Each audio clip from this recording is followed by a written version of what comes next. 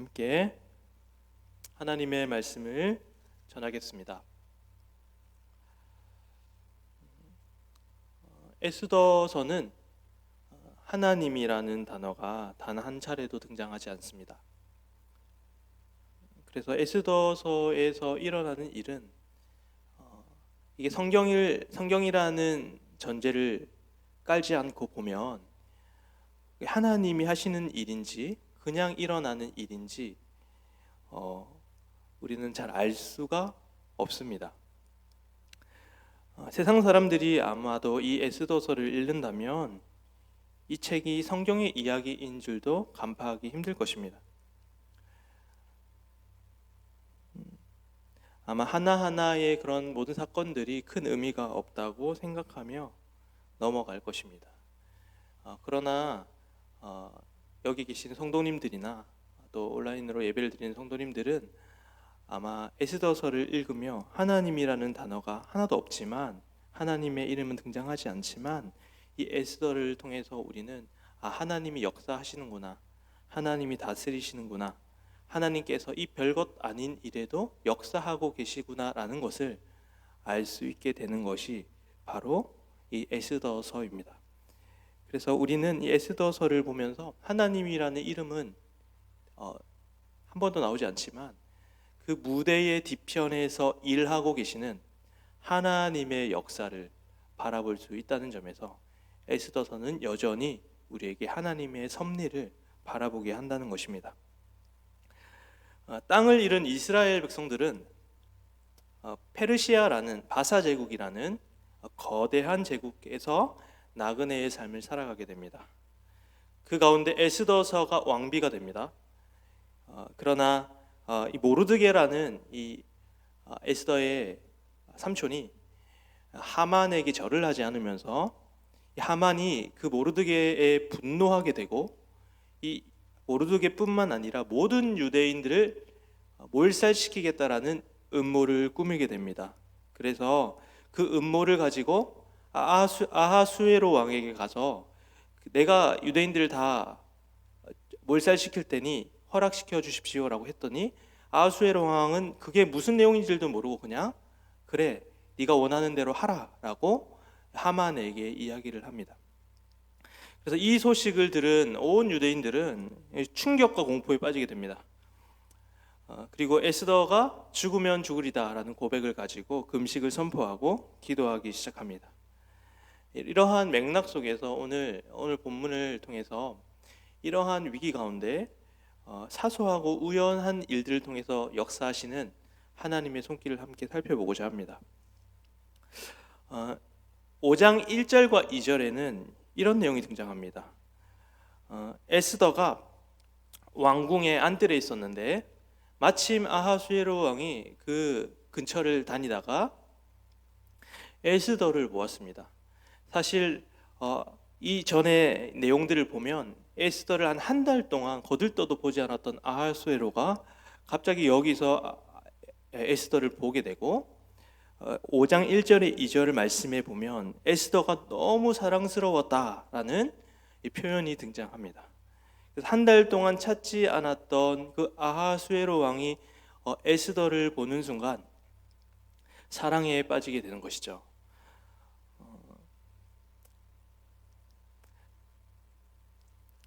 그래서 이 일로 인하여서 에스더는 왕과 대화할 수 있는 기회를 얻게 됩니다.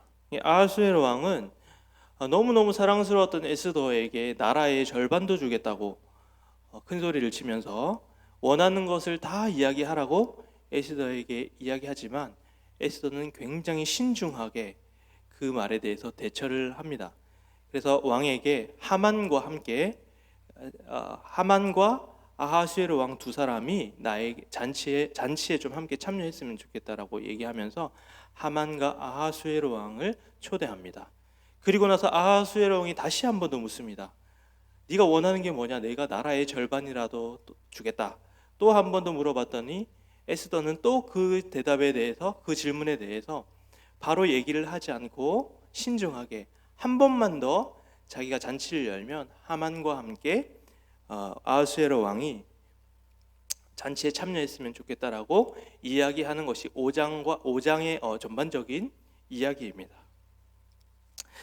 그래서 결론적으로 얘기하면 이 사건, 이 잔치를 통해서 결국에는 하나님께서 이 일을 통해서 결국에는 이스라엘 백성이 그 하만의 몰살시키는 그 음모에서 벗어나게 되는 그 통로가 되는 것이죠.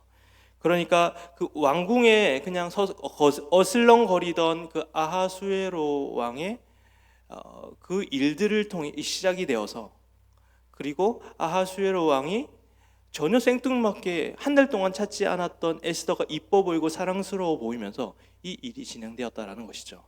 그래서 아마 세상 사람들은 이 이야기를 들으면서 뭐 남자가 여자를 사랑할 수도 있지라는 생각이 들겠지만, 우리 신앙인으로서 우리 그리스도인들은 이것이 직감적으로 이게 하나님께서 역사하셨다라는 것을 우리는 알게 된다라는 것입니다. 그게 첫 번째 장면이고요. 또 한 가지 우연과 같은 일이 6장 1절에서 우리에게 나타내어지게 되는데, 6장 1절에 보면 갑자기 왕이 잠이 오지 않았다고 합니다. 그래서 궁에서 왕이 잠이 오지 않았는데, 갑자기 그때 왕이 자신의 그 업적이 기록되어 있는 역대 일기를 좀 신하들에게 읽으라고 시킵니다. 평소에는 거들떠보지 않았던 그 역대 일기를 갑자기 신하들에게 시키면서 신하들이 그 역대 일기를 읽기 시작하는데, 놀랍게도 그 신하들이 읽었던 부분들이 바로 모르드게가 그 아하수에로 왕을 암살하려던 사람들을 이제 고발하게 되면서 아하수에로 왕의 목숨을 지킨 이야기를 신하들이 읽게 되는 것입니다. 그때 당시에는 사실 아하수에로 왕이 모르드게에게 전혀 포상을 하지 않았는데, 갑자기 유대인들이 몰살되는 이 시점에 우연하게도 아하수에로 왕이 잠이 오지 않았고, 우연하게도 그 역대 일기를 읽었고, 우연하게도 모르드게의 이야기를 듣게 되면서 아하수에로 왕은 그 모르드게라는 사람에게 관심을 가지고 그에게 포상해야겠다, 이런 놀라운 사람이 있었다니, 이런 감사한 사람이 있었다니 하면서 이제 모르드게에게 포상을 하기 위해서 주변에 누가 있는지 한번 불러오라고 신하를 시켜서 주변에 누가 있는지 한번 살펴보라고 하면서 주변 사람을 부르는데, 그때 때마침 하만이 모르드게를 죽이기 위해서 이제 왕에게 이제 모르드게를 죽이려고 합니다라고 말하기 위해서 그 근처에 있었습니다. 근데 그때 마침 하만이 그 자리에 있어서 하만에게 아하수에로 왕이 그 이야기를 하게 됩니다. 결국 이 일을 통해서도 바로 유대인이 구원받게 되는 아주 중요한 역할을 하게 된다는 것입니다. 이것도 마찬가지입니다. 갑자기 왕이 잠이 오지 않았다라는 이 사실은 세상 사람들이 보기에는 우연인 것 같지만, 믿는 우리들이 느끼기에는 그것은 바로 하나님의 섭리였음을 우리는 고백하게 된다라는 것입니다. 하나님의 손길, 하나님의 섭리는 이 별일 아닌 것 같은, 그리고 이 우연 같은 이 일을 통해서 바로 하나님께서 이루신다라는 것을 우리는 보게 되는 것입니다. 그러니까 하나님은 우리의 방법대로 인간이 정해놓은 틀대로 움직이시는 분이 아니라, 하나님은 인간이 헤아릴 수 없는 무한한 지혜로 우리를 다스리시고 선한 길로 인도하신다는 것을 우리는 이 본문들을 통해서 알 수 있게 된다는 것입니다. 성경의 역사를 바라보면 늘 좋은 일만 있지 않았습니다. 때로는 황당하고 괴롭고 또 통곡하고 이해되지 않은 일들, 오히려 이스라엘 백성들은 다윗과 솔로몬과 같은 전성기 시대를 제외하고는 대부분은 나그네의 삶, 포로의 삶, 힘든 삶을 살아갈 수밖에 없었습니다. 항상 불안한 인생이었고 항상 괴로운 인생들이었습니다. 아마 이스라엘 백성들이 자신의 현실들만 바라보았다면 늘 고통받고 절망, 소망이 없는 인생일 수밖에 없었을 것입니다. 오늘 본문의 페르시아에 있는 이스라엘 백성들도 마찬가지였을 것입니다. 그들의 현실을 바라보면 하만의 계획 속에서 하만이 몰살시킨다는 그 소문이 무성하게 떠들던 그때에 아무런 힘이 없는 이스라엘 백성들의 현실은 비참하였을 것입니다. 그러나 하나님은 그 백성들을 하나님의 알 수 없는 그리고 무한한 그 지혜로 말미암아 당신의 언약을 그 역사 속에서 펼쳐나가셨음을 우리는 바라보게 된다는 것입니다. 오늘 우리도 마찬가지입니다. 우리의 삶도 사실은 좋은 일만 있지 않습니다. 기이한 일 투성입니다. 예기치 못한 전염병과 또 역사상 유례 없는 홍수, 그리고 유례 없는 세상 사람들의 비난과 조롱을 한 몸에 받고 있습니다. 우리가 이 시기에 가져야 될 마음도 바로 이스라엘 백성들과 같다라는 것입니다. 이스라엘 백성들은 현실을 바라본 게 아니었습니다. 이스라엘 백성들은 하나님의 언약을 바라보았습니다. 하나님의 약속을 바라보았습니다. 그래서 현실은 시궁창 같고 괴롭고 고통이 넘치는 현실이었지만 그들은 하나님께서 그 언약을 지키실 것이고 하나님께서 하나님 당신의 방법대로 그 약속을 이루실 것을 알았기 때문에 그 언약을 바라보았다라는 것입니다. 우리도 마찬가지입니다.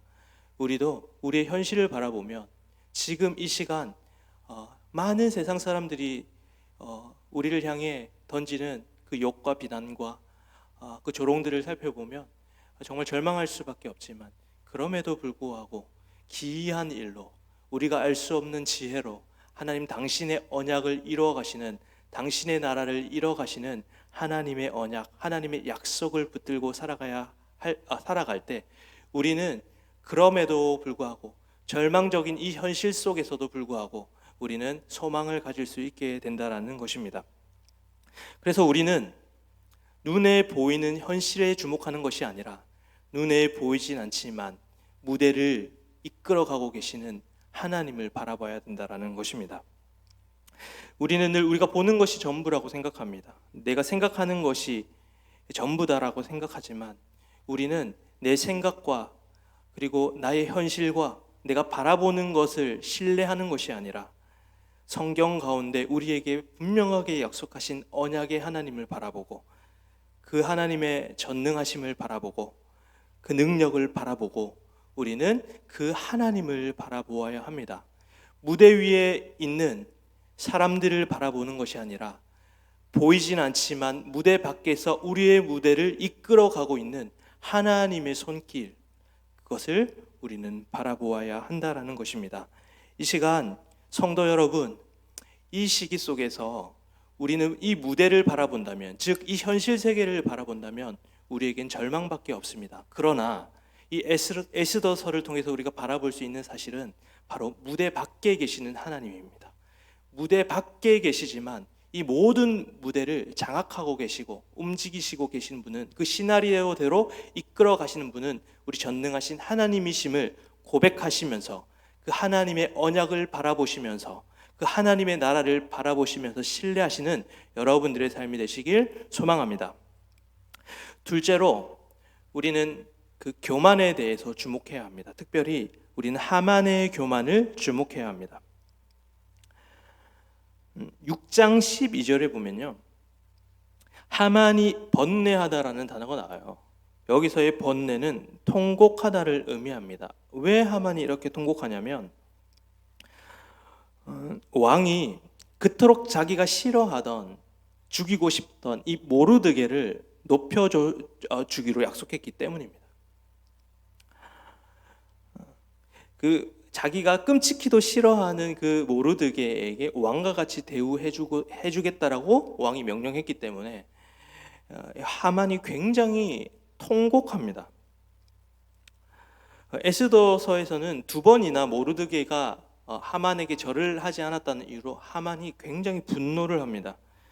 자기 밑에라고 생각했던 그 하만이, 모르드게가 자신에게 절을 하지 않았다는 이유로 엄청난 분노를 일으키는 것이 하만의 모습입니다.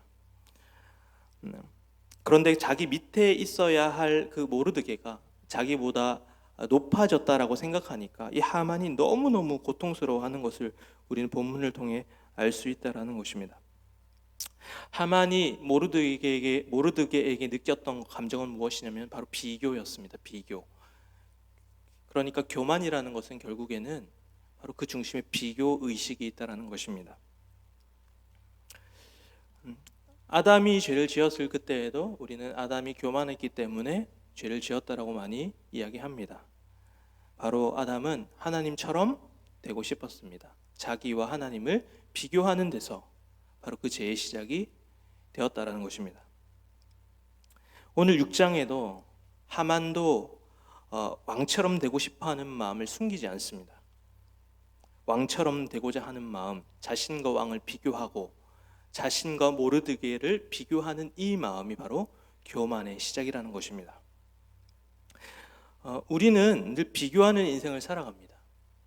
우리는 무엇을 소유하고 있는지가 중요한 것이 아니라 무엇을 남보다 더 많이 소유하는 데서 우리는 그 만족을 찾습니다.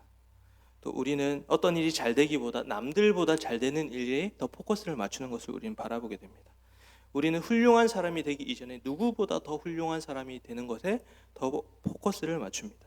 즉 하만처럼 우리 인간은 결국엔 누구보다 더 나은 사람, 바로 비교 의식으로 살아가는 사람입니다. C.S. 루이스는 그래서 모든 사람들이 가지고 있는 끊을 수 없는 악이 바로 교만이라고 하는데, 결국에는 저와 여러분 그리고 모든 사람들은 하나님 나라 가는 그날까지 이 비교의식, 교만의 노예로 살아갈 수밖에 없다라는 것입니다.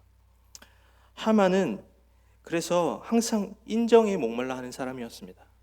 그래서 3장 11절에 보면, 아이스도 3장 11절에 보면 끊임없이 자기에 대해서 인정받고자 하는 마음이 표출되는데, 자기의 아내와 친구들을 불러놓고 내가 어떤 사람인지 얘기해줘, 내가 어떤 사람인지, 내가 얼마나 많이 소유했는지, 내 영광이 얼마나 큰지 자신에게 이야기해달라고 계속 인정받고자 하는 마음을 끊임없이 표현합니다. 그래서 교만한 사람이라는 것은 결국 다른 사람들과 비교해서 자기가 더 나은 사람임을 입증하기 위해서 끊임없이 노력하는 인생이라는 것입니다. 물론 하만이라는 사람은 권력이 있었습니다. 그래서 자신이 권력이 있었기 때문에 대놓고 다른 사람을 짓누릅니다. 자신이 더 나은 사람임을 입증하기 위해서. 그래서 모르드게를 짓누르고 이스라엘 백성들을 짓누르고 힘으로 사람을 밟는 데서 자기를 입증하고자 하는 마음이 있었습니다. 이러한 마음은, 남을 누르고 자신이 입증받고자 하는 이 마음은, 이 교만한 마음은 누구에게나 있습니다. 우리는 하만처럼 힘이 없습니다. 권력이 없습니다. 그래서 우리는 대놓고 짓누르지 못하고 늘 아무도 없는 뒤에서, 그리고 쏙닥쏙닥 남을 짓누릅니다. 바로 험담이죠. 그래서 남의 허물을 얘기합니다. 그 사람이 얼마나 잘못된 사람인지 얘기하면서 그 사람이 허물을 얘기하면 그 사람이 깎아내려지고 상대적으로 자기는 더 높은 사람이 되기 때문에 이런 험담 뒤편에는 바로 교만함이 깔려있다는 것입니다. 그래서 누군가의 허물을 많이 말하면 말할수록 그 사람은 교만한 사람일 가능성이 굉장히 큽니다. C.S. 루이스는 악한 사람일수록 다른 사람의 악을 더 많이 본다라고 이야기합니다. 그리고 교만한 사람일수록 다른 사람의 교만을 더 많이 볼 수 있는 눈을 가진다라고 이야기합니다. 그리고 교만한 사람은 상대방의 교만에 굉장히 예민한 반응을 보입니다. 그래서 자신 안에 있는 그 교만이 상대방에게 보일 때마다 그것은 자신의 교만은 바라보지 못하고 상대방의 교만을 바라보며 그 사람을 깎아내리면서 자신의 삶이 얼마나 더 나은지를 계속해서 입증하려고 하는 것이 바로 교만한 사람의 특징이었고, 그게 바로 하만의 모습이었다라는 것입니다. 코로나19 시대에 수많은 사람들이 서로가 서로를 비난합니다. 물론 정당한 비난도 있고, 예수 그리스도도 결국에는 어떠한 불의에 대해서 분노하셨기 때문에 모든 분노가 부당하다 얘기할 수는 없지만, 대부분 사람들의 그 비난 속에는 바로 내가 남보다 낫다라는, 내가 그 입증을 하기 위한 교만함이 깔려 있음을 우리는 오늘 메시지를 통해서 주목해야 한다는 것입니다. 그래서 우리는 남들을 비난할 때 그 비난이 무엇을 위한 비난인지를 잘 생각해 보아야 합니다. 그 비난의 중심에는 자신이 남들보다 더 낫다라는 그 입증을 위한 교만이 깔려 있음을 우리는 늘 조심해야 한다는 것입니다. 저도 교만한 사람이기 때문에 상대방의 교만을 보고 그를 헐뜯고 또 그들을 판단하기도 많이 했습니다. 그래서 저는 교만한 사람처럼 보이기 싫었습니다. 그래서 제가 선택했던 방법은 바로 겸손한 척을 하는 것이었습니다. 그래서 겸손한 척 연기도 해보고 욕심 많으면서 욕심 없는 척도 해보고 그러면서 이제 내가 얼마나 겸손한지를 사람들에게 보여주기, 내가 이렇게 더 나은 모습이다라는 걸 보여주는 교만함이 있었다는 것이죠.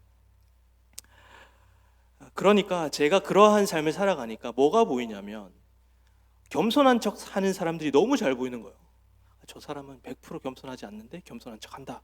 이게 너무나 보이는 것입니다. 귀신처럼 귀신같이 알아냅니다. 그게 바로 교만한 사람들의 특징이라는 것입니다. 자기 안에 있는 교만을 다른 사람에게 나타났을 때 그것을 판단하고 정죄하고 비난할 수 있는 것, 그것이 바로 교만한 사람들의 특징이라는 것입니다. 겸손한 사람은 반대로 겸손한 사람은 자기를 낮추는 것이 사실 겸손이 아닙니다. 자신이 낮추는 것이 겸손이 아니라 도리어 겸손한 사람은 자신에게 아예 관심이 없습니다. 그래서 상대방에게 집중하고 그리스도에게 온전히 집중할 수 있습니다. 겸손한 사람은 자기를 낮춰서 자기가 겸손한 사람이 되는 사람이 아니라 도리어 자신에게 관심이 없는 사람이 겸손한 사람이라는 것입니다. 그래서 겸손한 사람은 자기에게 큰 관심을 두지 않습니다. 그런데 오늘 하만을 보십시오. 하만은 끊임없이 자기 자신에게 집중합니다. 그래서 하만은 끊임없이 자기가 다른 사람에게 어떻게 비춰지는지에 대해서 매우 민감하게 반응합니다. 그리고 내가 더 나은 사람이 되기 위해서, 더 인정받는 사람이 되기 위해서 끊임없이 발버둥을 치는 것이 하만의 모습입니다. 그래서 모르드게가 왕처럼 대우받는 것을 견디지 못합니다. 모르드게가 자신보다 더 나은 사람이라는 것이 입증되었기 때문입니다. 그러므로 교만한 자는 고통받을 수밖에 없습니다. 왜냐하면 늘 비교의식 속에서 살아가기 때문에 자신이 평판이 높아 있을 때는 그 평판이 떨어질까 봐 불안하고, 자신의 평판이 낮을 때에는 나보다 더 나은 사람들을 보며 견디지 못하기 때문입니다. 그래서 교만한 사람은 하나님의 심판 앞에 서기도 전에 이미 수많은 고통 속에 살아갈 수밖에 없다라는 것입니다. 그래서 바로 하만이 그토록 애통하는 모습을 보였다라는 것입니다. 그러면 우리는 어떻게 하면 겸손할 수 있을까요? 성경은 스스로 노력해서 낮아지라고 이야기하지 않습니다. 노력하라고 이야기하지 않습니다. 성경은 우리를 위해 그리스도께서 행한 일 때문에 우리가 겸손해진다라고 이야기한다라는 것입니다. 그러니까 겸손함이라는 것은 내가 스스로 열심히 겸손한 사람이 돼야지라고 해서 겸손해지는 것이 아니라 나를 위해 가장 낮은 자의 모습으로 나를 위해 십자가를 지시고 고통을 당하시고 죽음 당하신 그 그리스도의 공로를 바라보게 될 때, 그 은혜를 바라보게 될 때, 그 복음을 바라보게 될 때 우리는 겸손한 자가 된다라고 성경은 우리에게 이야기하고 있습니다. 그러니까 십자가의 은혜는 우리를 겸손하게 만든다라는 것입니다. 하만은 끊임없이 스스로 높아지고자 했습니다. 남을 짓밟고 내가 어떤 사람인지 보여주기 위해, 더 나은 사람인지 보여주기 위해 끊임없이 높아지고자 했습니다. 하지만 하나님께서는 그를 낮추셨습니다. 가장 낮은 자의 모습으로 낮추셨습니다. 반대로 우리 예수 그리스도는 스스로 자신을 낮추심으로, 그 낮추심으로 말미암아 교만한 우리들에게 아무런 조건 없이 우리를 겸손한 자로 여겨주셨습니다. 이것이 은혜이고 이것이 복음입니다. 모르드게를 보십시오. 모르드게는 아하수에로 왕의 옷을 입게 됩니다. 우리도 마찬가지입니다. 우리도 그리스도를 의지할 때 하나님께서는 우리를 그리스도의 옷으로 입혀주십니다. 모르드게를 보십시오. 모르드게는 왕이 있었던 그 면류관을 쓰게 됩니다. 우리도 마찬가지입니다. 우리도 예수 그리스도를 우리의 구주로 받아들일 때, 우리가 하나님의 자녀가 될 때 하나님께서는 우리에게 생명의 면류관을 씌워주신다라는 것입니다.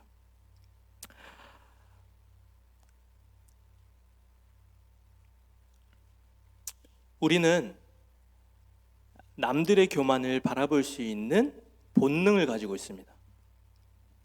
그래서 우리는 본능적으로 다른 사람들을 향해 비난할 수밖에 없는 교만한 존재들입니다. 그러니까 여기에 있는 하만은요, 사실 그 페르시아에 있는 악질 같은 하만의 모습, 하만은 바로 우리들의 모습이라는 것입니다.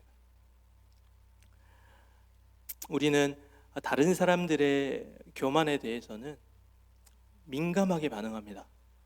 손가락질합니다. 비난합니다. 하지만 정작 내 안에 있는 교만에 대해서는 방관합니다. 이 세상에 살아가고 있는 수많은 하만들에게는 손가락질을 합니다. 저 사람 때문에 그랬다고, 저 사람의 교만함을 보라고 손가락질하고 정죄하지만 정작 내 안에 있는 하만에 대해서는 방관합니다. 그것이 우리들의 모습입니다.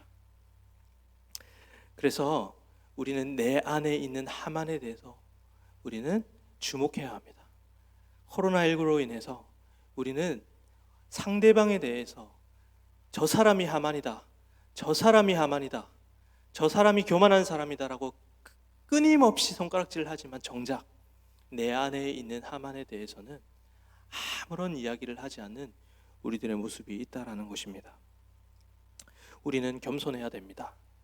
그러므로 스스로 높아지려 하는 마음을 버리시고, 그리고 내가 스스로 더 나은 사람이라는 것을 입증하는 것을 그만두시고 그리스도의 복음을 바라보십시오. 그리스도의 공로를 바라보십시오. 우리가 그리스도의 공로를 바라볼 때 우리는 그 은혜로 말미암아 겸손한 삶을 살아갈 수 있게 된다는 것입니다. 말씀을 맺겠습니다. 우리가 경험하고 있는 세상은 혼란스럽고 하나님이 부재하는 것처럼 느껴집니다. 너무나 악한 세상처럼 느껴집니다. 그러나 하나님은 이 모든 일을 통해서 지금도 무대 뒤에서 무대를 움직이고 계시다라는 사실을 우리는 주목해야 합니다. 그러니 우리는 무대 위에 있는 보이는 사람들에 주목하지 마시고 무대 뒤에 보이지 않는 그 하나님의 손길을 바라보는 여러분들의 삶이 되시길 소망합니다. 둘째로, 우리 모두는 교만에서 자유로울 수 없습니다. 우리가 손가락질 하던 하만은 우리 밖에 있는 것이 아니라 바로 우리 안에도 있다라는 사실을 우리는 알아야 된다는 것입니다. 많은 사람들은 저 사람의 잘못이다, 저 사람이 교만해서 그렇다, 저 사람은 다른 사람들에게 비난을 하지만 우리는 우리 안에도 하만이 있음을, 우리 안에도 교만이 있음을 겸손하게 인정하면서 다시금 그래서 우리는 그리스도가 필요하다고, 그래서 우리는 은혜가 필요한 사람들이라고 고백하며 이 코로나19 시대에 겸손하게 주님 앞에 반응하는 우리 성도님들 되시길 소망합니다. 우리 함께 찬양하시겠습니다.